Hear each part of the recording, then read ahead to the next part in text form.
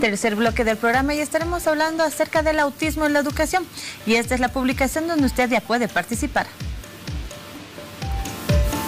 Autismo en la educación. Si su niño tiene problemas de interacción social, comunicación verbal o comportamiento o intereses repetitivos, puede ya empezar a mandar sus consultas a esta publicación o también a nuestra línea de WhatsApp 776-77223. Voy contigo, Paola. Bueno, gracias, Piti. Hablamos del autismo, una condición que se presenta desde la niñez. Es importante comprender en qué consiste lo que se conoce como el trastorno del espectro autista. Es posible que usted sea padre o madre de un niño con autismo, sea familiar o tenga algún conocido, algún cercano que tiene esta condición. Esta noche en Hora 23 conoceremos acerca de cómo se manifiesta, cómo identificarla, porque el diagnóstico temprano es importante, y también cómo ayudar a estas personas respecto a que puedan tener una mejor comunicación, un mejor aprendizaje. Hablaremos de las terapias relacionadas al autismo. Para ello damos la bienvenida a nuestros invitados. Nos acompaña por una parte la licenciada Tania Llanos, terapeuta conductual. Bienvenida a Hora 23. Buenas noches. También nos acompaña el doctor Roger Condemaita, médico neurólogo. Bienvenido, doctor. Muchas gracias. Y Fernando Arequipa, educador especial. Buenas noches. Bueno, hablamos del autismo. Hay muchos niños autistas en Bolivia. Incluso en determinado momento se habló de un proyecto de ley que pueda proteger, pueda atender, visibilizar a los niños con autismo. Es por ello importante conocer más acerca de lo que es el trastorno del espectro autista. ¿En qué consiste exactamente, doctor? ¿Podríamos entenderlo como una enfermedad? Bueno, en realidad el trastorno del espectro autista, ¿no? Hoy en día en el mundo no se la considera una enfermedad. Muchos años atrás, sí, evidentemente, cuando empezó a estudiarse este tema, lo consideraban así, ¿no? Pero hoy en día, con todo lo que nosotros conocemos, ¿no? Sabemos que no es una enfermedad, sino, como su nombre dice, es un trastorno, ¿no? En el cual el paciente, o el niño en este caso, tiene ciertas condiciones. A lo largo de los años ha ido cambiando un poquito la definición, pero hoy en día se ha simplificado un poco, entre comillas, ¿no? Y se habla de cuando el niño tiene, ¿no?, trastornos o problemas en la comunicación verbal y no verbal, ¿no?, es más un déficit en las interacciones sociales, sumado a conductas repetitivas, estereotipadas e intereses restringidos. Ese niño hay que considerarlo dentro del trastorno del espectro autista. Muy bien, ¿y cuáles son las causas que pueden originar este trastorno? Bien, en el tema de las causas, poco todavía sabemos, ¿no? En el mundo no se ha determinado ahorita, ¿no?, a pesar de que hay muchísimos estudios en autismo, en trastorno del espectro autista en realidad, ¿no?, que tratan de investigar la causa, la etiología de este trastorno. Sin embargo, no se ha concluido nada. Lo que sabemos, ¿no?, es que está habiendo una epidemia de este trastorno. Hace aproximadamente 15 años, la incidencia de autismo era como de 36, 38 niños por cada 1000, ¿no? Hoy en día ese dato ha subido para el 2016 en 112 niños por cada 1000, ¿no? Es decir, se ha hasta triplicado el número de niños con este trastorno. Entonces, se cree mucho, y las últimas investigaciones apuntan a ello, a que probablemente el tema de contaminación ambiental más herencia genética, tenemos esa interacción epigenética y genera el trastorno en el pequeño. Pero a ciencia cierta no se conoce todavía la causa. Preguntamos a nuestra terapeuta conductual, ¿este trastorno siempre se presenta en la niñez o hay casos en los cuales se ha presentado también recién en la edad adulta? Bueno, nosotros tenemos casos que llegan a la consulta efectivamente ya con en la adultez, en la etapa adulta. Son casos posiblemente leves, que no se detectaron cuando eran pequeños. Antes, como decía Roger, hasta se le ocultaba, si quieres, ¿no? No se hablaba mucho del tema, si había problemas de lenguaje, si habría retardo en la adquisición del lenguaje, se pensaba pues que el niño era mimado, que era único, que ya va a hablar, no te preocupes mucho. Efectivamente hablaba y pasaba el colegio, posiblemente con algunos problemas, pero era difícil llevar a un terapeuta, ¿no? Se conocía muy poco también del autismo. Nosotros estamos ahorita como en un boom y estamos hablando mucho de autismo, gracias a Dios, pero hay que ver, ¿no? O sea, cómo eran las características hace tiempo. Entonces, efectivamente, sí, hay mucha gente que se reconoce, hay muchos papás que se reconocen y dicen, ay, pero yo hacía lo mismo. Yo no jugaba mucho, yo no interactuaba mucho, yo no tengo muchos amigos. Entonces, efectivamente, es algo que es un espectro donde hay muchísimas conductas y todo depende de la intensidad y la frecuencia que se presenten estas conductas para un diagnóstico. Muy bien, en los próximos minutos nos enfocaremos más en lo que son las terapias para aquellos niños con autismo y también la educación especial. Continuamos con usted, doctor, hablando acerca de este trastorno del espectro autista. ¿Cómo se puede identificar a los niños con autismo de manera temprana? ¿Cómo se hace el diagnóstico temprano? Perfecto. Un padre, un familiar, ¿cómo se puede dar cuenta? Bueno, hay ciertos tips, ¿no? Y de hecho pues, forman parte del diagnóstico aquí en Estados Unidos, en Alemania, en China.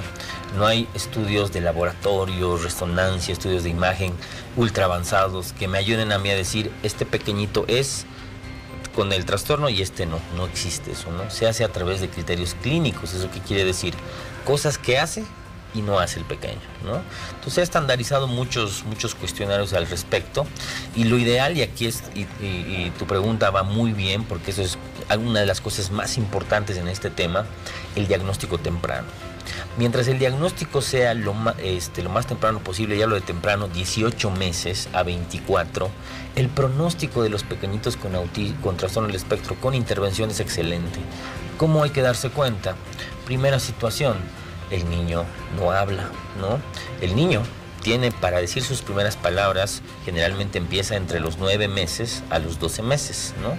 Pero tiene un rango de espera porque el desarrollo no es taxativo, ni es en rasgos definitivos, siempre hay rangos de edad, y generalmente tiene hasta el año y 2 meses para empezarlo a hacer.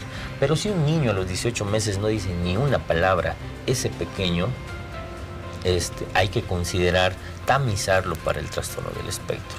Evidentemente hay otras situaciones como la falta del contacto visual, la falta de la interacción social o déficit de ¿no? La falta de lo que nosotros denominamos juego simbólico. ¿Qué es el juego simbólico? Es que el pequeñito, por ejemplo, a esa edad ya toma un vaso vacío y hace como si estuviera tomando, ¿no? O tiene sus muñequitos y hace como si les estuviera dando de comer, ¿no? O agarra un zapato como si fuera un celular, ¿no? Ese tipo de actitudes en niños entre los 18 meses y 24 es bastante común y de hecho necesaria, ¿no? Si un niño no tiene ese tipo de juego simbólico, evidentemente junto con los otros rasgos, pero principalmente la primera forma de identificarlo es el lenguaje, junto con lo que comenté, pues evidentemente hay que tamizarlo y someterlo a algún tipo de test diagnóstico para hacer el mismo y su intervención. Muy bien. Una vez identificado lo que es el trastorno del espectro autista, bueno, es momento de hablar del tratamiento. Esto no tiene cura, ¿cierto? Sí, en realidad, como hemos hablado, no es una enfermedad como tal, pues entonces no podemos hablar de una cura, ¿no? Hoy en día se ha estudiado mucho en el tema de cómo un niño con trastorno del espectro modela su pensamiento, su forma de procesar las cosas. Y si en algo yo discrepo con el actual DSM-5, el DSM-5 es el manual que en el mundo, todo el mundo utilizan para el diagnóstico, habla mucho de discapacidad intelectual asociada a trastorno del espectro, ¿no? Lo que antes se llamaba retraso mental. Hoy en día se sabe que no es tan así.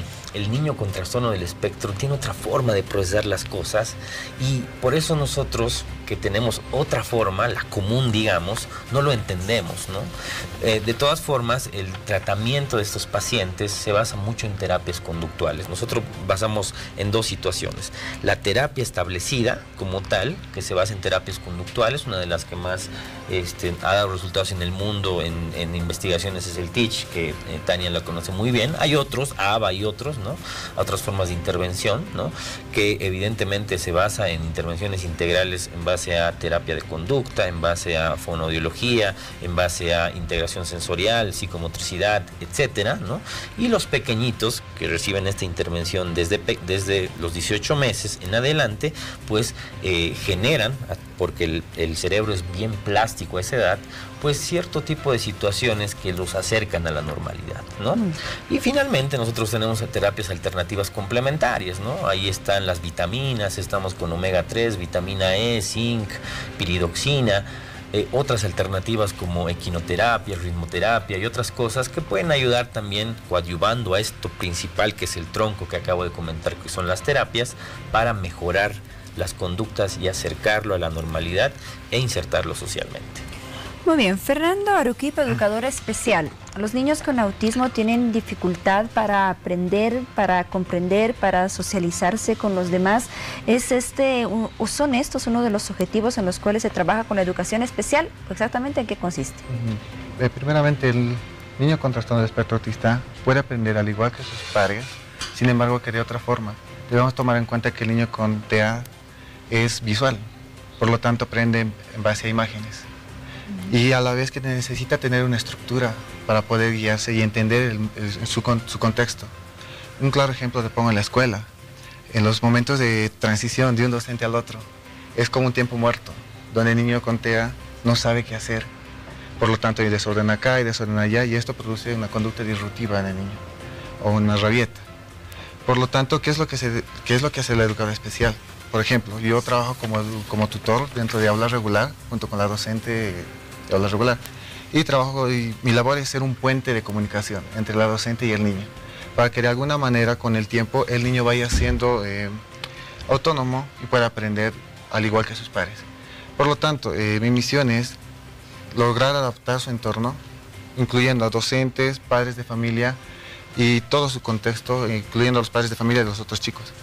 Por lo tanto, ¿yo qué hago? Creo un círculo de amigos y estos amigos lo apoyan a él porque saben que ellos aprenden de manera visual y manejan una agenda en muchos de los casos. Bien, a ver, vamos a mostrar más o menos aquellos elementos que se utilizan para la educación especial de los niños con autismo. Esta es una agenda la cual al niño le sirve para poder comunicarse y expresar lo que quiere en el caso de que sea un niño no verbal. Y en el caso de que sea un niño verbal, se usa otro tipo de agenda de actividades en la que se basa secuencialmente las actividades que vaya a hacer. Del 1, pues se va de izquierda a derecha y siempre tiene que tener un espacio determinado para que el niño sepa cuándo ha terminado la actividad. Y de alguna forma esto lo vuelve más independiente dentro de aula regular. ¿Este tipo de educación no está presente en las escuelas, en los colegios, o se necesita realmente que el niño asista a un centro especial para recibir ese tipo de educación? No necesariamente un centro especial. Y sí, no existe dentro del aula regular. Y es por eso que nosotros lo que tratamos de hacer es enseñar a la docente de aula regular a manejar el sistema. Lo que tiene que hacer el niño es acostumbrarse al sistema y no a la persona, para no causar dependencia. Por lo tanto, así no esté yo o no esté su tutor del niño, puede venir a cualquier otra docente, manejar el sistema y el niño seguir aprendiendo tal cual lo hacía anteriormente. Muy bien. Continuamos con nuestra experta en terapia conductual para hablar justamente de cómo funciona ese tipo de terapias en los niños autistas, cómo maximizar sus capacidades, sus habilidades, mejorar sus capacidades de conocimiento, de poder aprender. También tengo entendido que ellos, por ejemplo, tienen algunas conductas que pueden ser en algunos momentos conflictivas. ¿Eso es cierto? ¿Cómo se mejora todo ello? Sí, efectivamente. A ver, nuestro objetivo principal es la integración. Y nuestro trabajo debe ser en equipo. Nosotros tratamos fuertemente de trabajar con Roger, con Fernando, con los padres representados por Carol Gavizú, que por ellas que estamos aquí también, ¿no? Entonces trabajamos en equipo, con mucha comunicación. Hay información que Fernando da a los padres en cuanto a su trabajo. Roger, damos charlas instructivas a los colegios. Tratamos de trabajar en función de que el niño pueda integrarse en una educación regular. Es importante destacar que la familia, los padres deben ser entrenados. ¿Por qué? Porque son los padres quienes viven con el niño. Nosotros podemos entenderlos en terapia una vez a la semana, 2 veces a la semana, Roger lo propio, Fernando puede apoyar, pero realmente quienes deben manejar la conducta y quienes deben trabajar en función de que el niño pueda avanzar, evolucionar, trabajar con el material, si no son verbales, o los verbales, utilizar el lenguaje funcional, son los papás.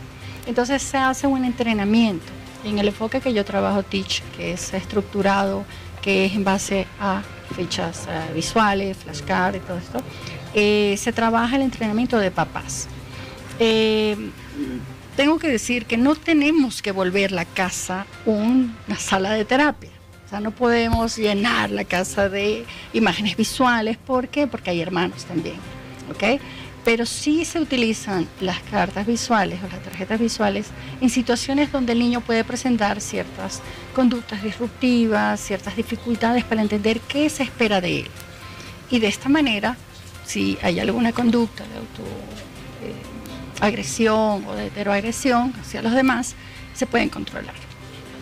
Muchas veces el niño con autismo tiene estas conductas porque no entiende qué se espera de él, no sabe, o sea, hay mucho estímulo, ellos son sensibles a la luz, son sensibles al sonido, son sensibles al tacto, entonces hay que trabajar en función de que todo esto se regularice, podamos adaptarlo, se puede adaptar inclusive sus ambientes, pero obviamente pensando en que tampoco podemos nosotros modificar toda la sociedad. Hay que hacer un impacto de información de lo que está pasando. Esta población, como decía Roger, se está incrementando cada día más. Cada día más tenemos niños con TEA en terapia, pero también nosotros tenemos que hacer que el niño se adapte a estas situaciones. Las terapias alternativas son fabulosas, porque de niños que no pueden soportar los ruidos o la luz o estas luces, pueden tener esta adaptabilidad a estas situaciones, con trabajo, con los papás. Si un niño tiene obsesiones, por ejemplo, a ellos les encanta los dinosaurios, por ejemplo. Entonces, si un niño tiene obsesiones con los dinosaurios, ellos te pueden hablar de dinosaurios, te pueden dar detalles, te pueden decir los nombres, te pueden decir en qué época desaparecieron.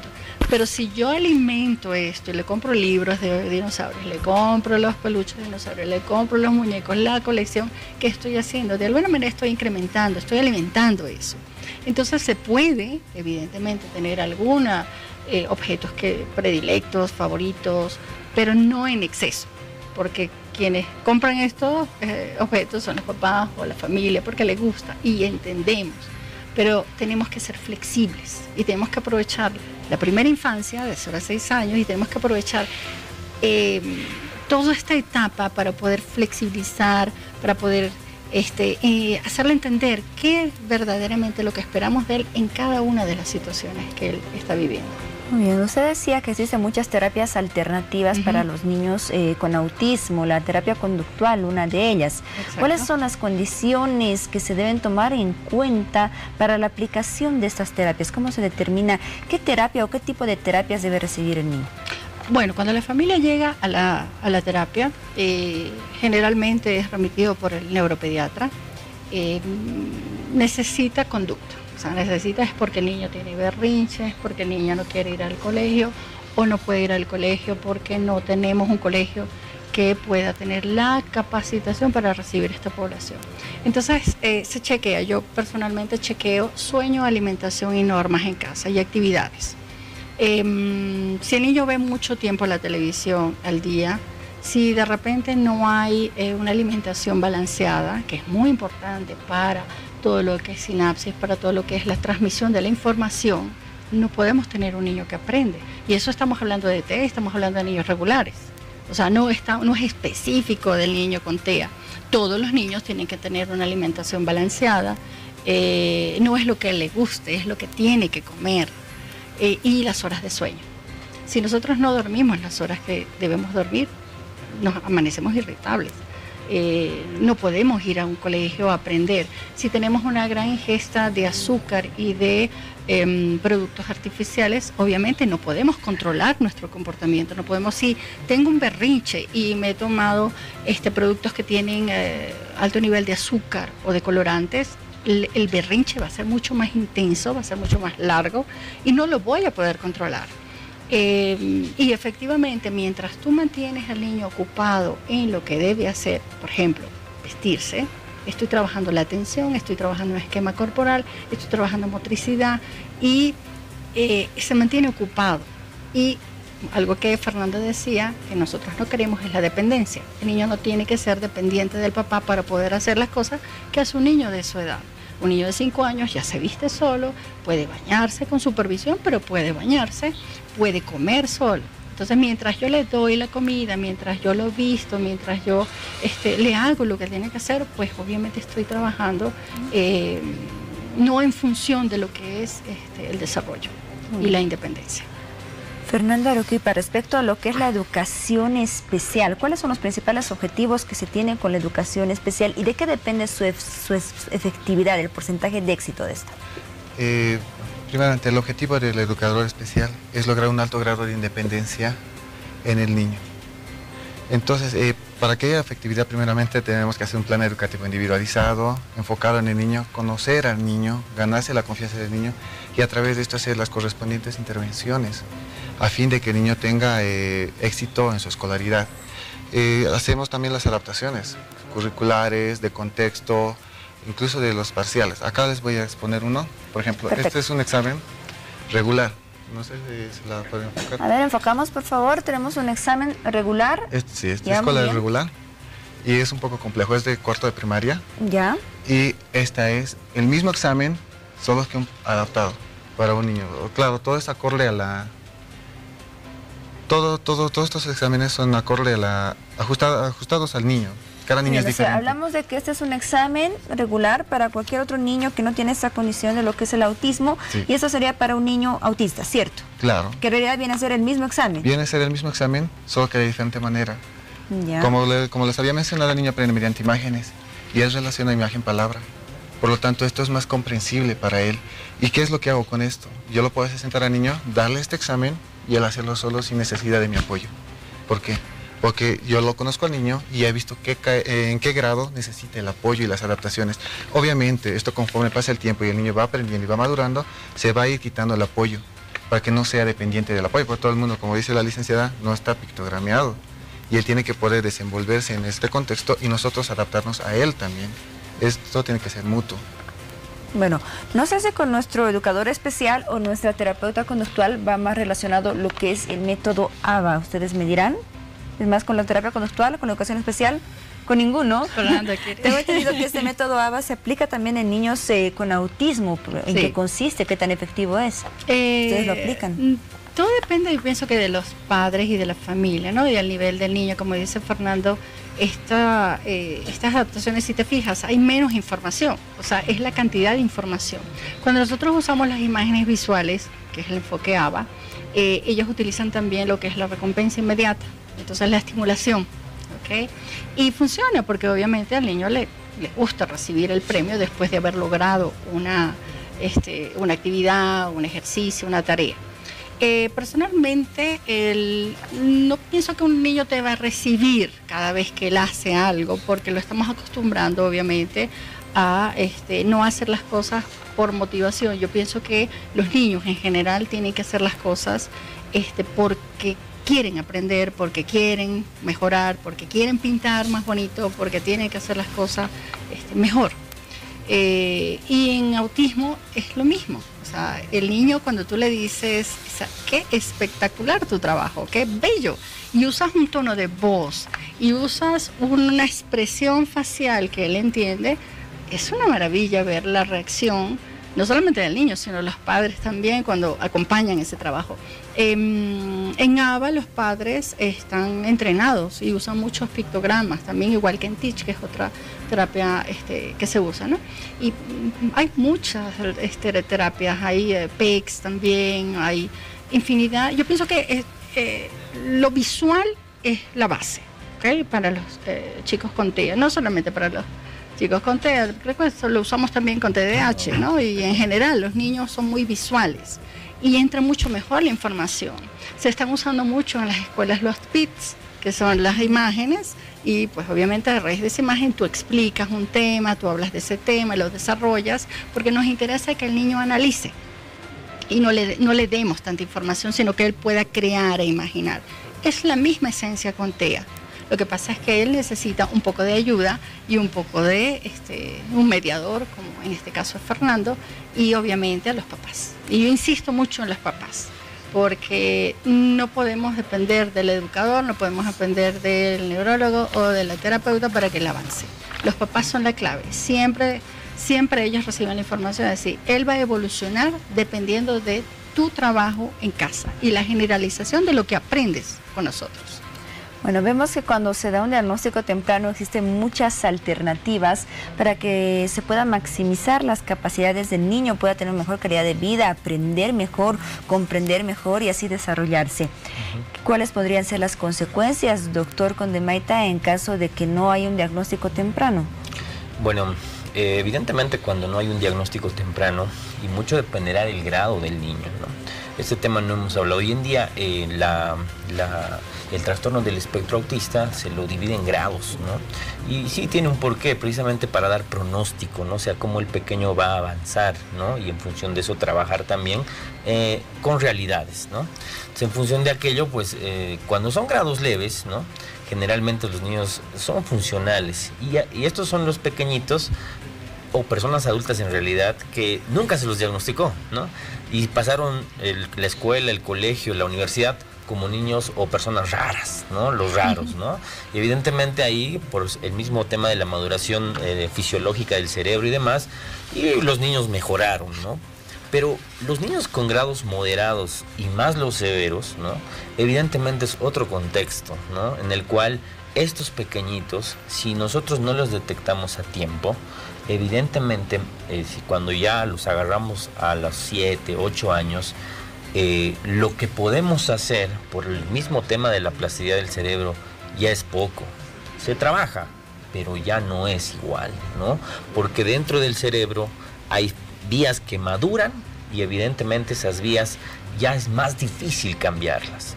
A diferencia de un niño de 18 meses, 24, 36, que esas vías son aptas para cambiarlas, apagar algunas y activar otras, y de esta forma crear conductas y crear estereotipos en relación a cómo un niño se comporta para allanar el camino para una mejoría, como comentan acá, finalmente la autonomía y la autogestión personal del paciente lo logrará, ¿no? Pero si no se hace, pues ya más seguramente ese niño será altamente dependiente de los padres, y sabemos que un niño a la edad de 8, 9, el niño no va a ser toda la vida niño, ¿no? Y tampoco va a tener toda la vida los padres, ¿no? Entonces evidentemente ahí el pronóstico funcional, inclusive de calidad de vida para esa persona, no es bueno, ¿no? Entonces de ahí la importancia de detectar temprano este tema. Ahora, ¿existen estigmas, por ejemplo, relacionados con esto del autismo en los niños? Tal vez la sociedad tiene un rechazo, un trato especial a estos niños con autismo. Se ve mucho eso en las escuelas, por ejemplo. Fernando. Sí, más que todo es el rechazo por el temor a lo desconocido. No saben qué es el autismo y no saben que el niño aprende al igual que sus niños. Incluso hay niños que están en kinder y saben mucho más que los niños que sus pares. Por lo tanto, el detalle es saber cómo explotar esto, cómo sacar adelante al niño y cómo enseñarle. No sé si me permite, por ejemplo, claro que sí, adelante. Yo soy el educador especial y para empezar a intervenir con un niño de inicial, kinder, pre-kinder, tenemos que tomar en cuenta que son visuales. Por lo tanto, si yo sé que son visuales, tengo que usar todo mi cuerpo. Entonces, si yo no es lo mismo que yo le diga ven, porque puede que no me entienda, pero puedo apoyarme con un gesto, por lo menos. Ven, y hablarle a su altura. Ok, si yo puedo estar bien alto, lo voy a intentar. Y además que a él le dificulta hacer el contacto visual. Por lo tanto, tendré que agacharme y decirle, ven. Y el niño con más facilidad. Muy bien, Fernando, vamos a hacer una pequeña pausa porque tenemos un pequeño problema con tu micrófono. Y bueno, ya continuaremos hablando acerca del estigma que existe con los niños autistas y continuar con esa explicación tan interesante que tú estabas justamente brindándonos. Me parece que tenemos listo el micrófono de Fernando. Ahora sí, adelante, Fernando. Bueno, como les iba diciendo, hablar siempre a la altura al niño y utilizar todo el cuerpo, los gestos. Si estás molesto, entonces le dirás, no, eso no. Pero evitemos usar el no muy seguido. No es lo mismo decirle, no comas con la mano, que decirle, come con la cuchara. Y muchas veces el niño no es que lo hace porque no quiere usar la cuchara y quiere usar su mano, no, sino es porque no sabe. ¿Y qué debemos hacer? Moldear. Nos pararemos detrás del niño y empezar a guiar para que el niño vaya aprendiendo. Y a poco el apoyo se le va quitando.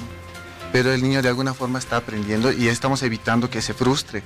Y esto se lo llama aprendizaje sin error, lo cual se usa bastante en la escuela y en la educación especial para que el niño tenga éxito y tenga no tenga baja tolerancia a la frustración.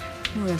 El apoyo a los niños con autismo es muy importante y en muchas ocasiones, doctor Condemaita, seguramente ese apoyo no viene en realidad ni siquiera desde los padres. Los padres de los niños autistas, no sé cómo toman, por ejemplo, el diagnóstico cuando tienen un familiar o un niño en la familia con esta condición. Sí, en realidad, como comentabas, ¿no? Esa palabra me parece correcta, está estigmatizado el pequeño, ¿no? De hecho, la palabra autismo, cuando escucha la palabra autismo un papá, una mamá, ya se asusta, ¿no? Y es peor.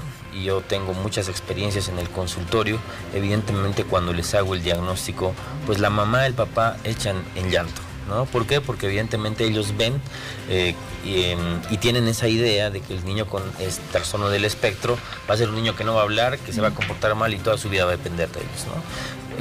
Y yo siempre les digo a los papás, y se los digo también a través de este medio, si el niño tiene evidentemente el diagnóstico temprano, seguramente, ¿no? Y es en grado moderado y no es tan severo, ese niño tiene buen pronóstico. Y no se imaginen un niño que no va a hablar, no, más bien yo siempre les digo que se concentren en el presente y no en los problemas del futuro, ¿no? Porque yo no sé cómo ese pequeño va a ser en el futuro, ¿no? Nadie lo puede saber, ¿no? Pero sí en ir paso a paso en el presente, ganando un hito, ganando poco a poco, y en función de eso avanzamos, ¿no? Entonces, como médico, nunca doy sentencias, ¿no? Yo siempre les doy a los papás esperanza, ¿no? Y ese es el tema para los papás con trastorno del espectro autista. Me parece muy importante el consejo que usted acaba de dar a todos los padres y familiares de aquellos niños con autismo. Y de la misma manera voy a pedir a nuestros especialistas, a nuestra terapeuta conductual, a nuestro experto en educación especial de niños con autismo, que puedan dar sus recomendaciones finales respecto a ese tema. Comenzamos con usted. Bueno, reafirmando lo que dice Roger, es verdad. Mira, en todos los años de carrera que pienso que tenemos, hemos visto muchos niños evolucionar. El diagnóstico de autismo, según biografía, se iguala al estrés de un soldado yendo a la guerra para los padres. El recibir esa información genera ese tipo de estrés, pero al mismo tiempo ese estrés se convierte en esperanza, en mucho trabajo. No es fácil, pero nunca jamás es imposible lograr que él sea funcional e independiente. Inclusive los más severos pueden evolucionar. Y los más severos que quiere uno que puedan ser independientes.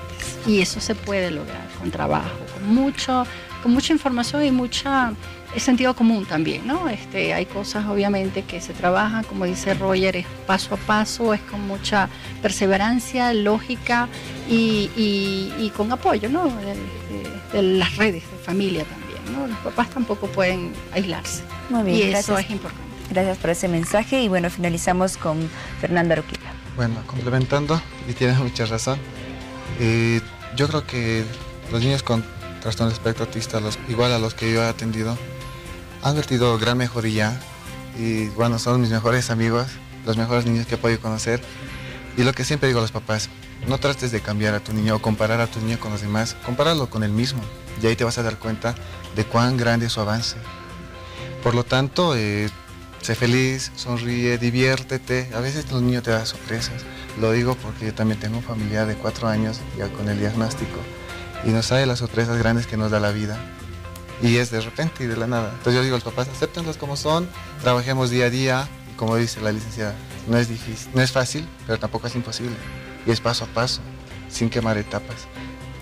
Muy bien. Roger Condemaita, médico neurólogo, Tania Llanos, terapeuta conductual y Fernando Aruquipa, educador especial. Agradecemos a los tres por toda la orientación respecto a ese tema y estoy segura que esta noche habremos ayudado a muchas familias, a muchos padres y sobre todo a muchos niños que tienen esta condición del trastorno del espectro autista. Hasta otra oportunidad. Gracias. Muchas gracias. Gracias. Muy bien, es momento de ir a las redes sociales junto a Piti Garamendi. Gracias, Paola. Vamos a leer los comentarios que nos estuvieran llegando. Y voy con Jimmy Apata. Y dice, es importante este tema para todos nosotros. Tema muy importante. Gracias por tocarlo. También nos escribe Sosi Dorado, dice, importante, los niños con autismo sin discapacidad intelectual o con retraso madurativo leve o moderado pueden y deben ser incluidos en la educación regular. Y en esta educación que el maestro de la inclusión sirve de puente entre niño y su grupo de pares y maestros. Gracias a todas las personas que nos están enviando sus comentarios a nuestra página de Facebook.